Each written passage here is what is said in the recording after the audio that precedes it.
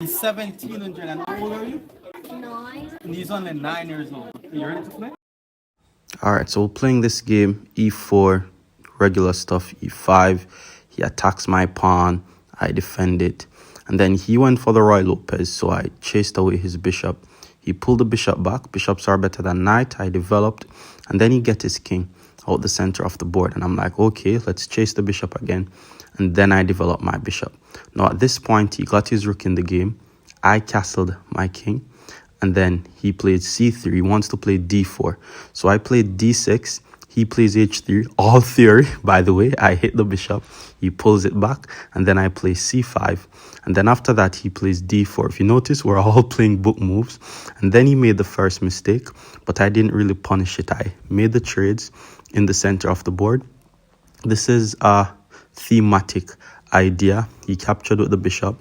And then I simply developed my bishop to e6. Now, this was where it all started. He developed his knight. I swing my rook in the game. And then he plays queen d3 and laughing. Then I missed it. He played rook f8 and I'm losing. First, he got rid of my knight. I had to take it back. Then he played e5.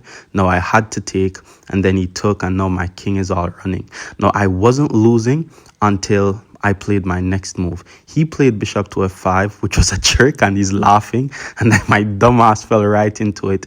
And then he didn't take back. He checked. Now my pieces are forked. Still laughing at me. And now I'm just losing. I mean, I just don't have a queen on the board.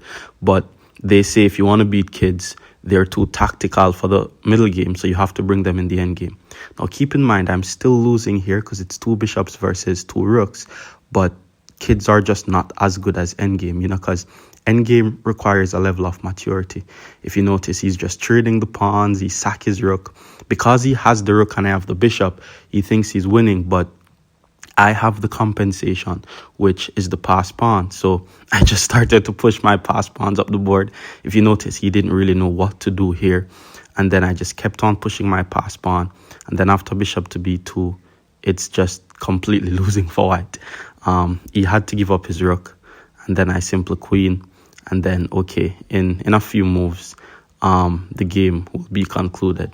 Because then I had a second queen on the board, and then mate is coming next. Well, that's mate.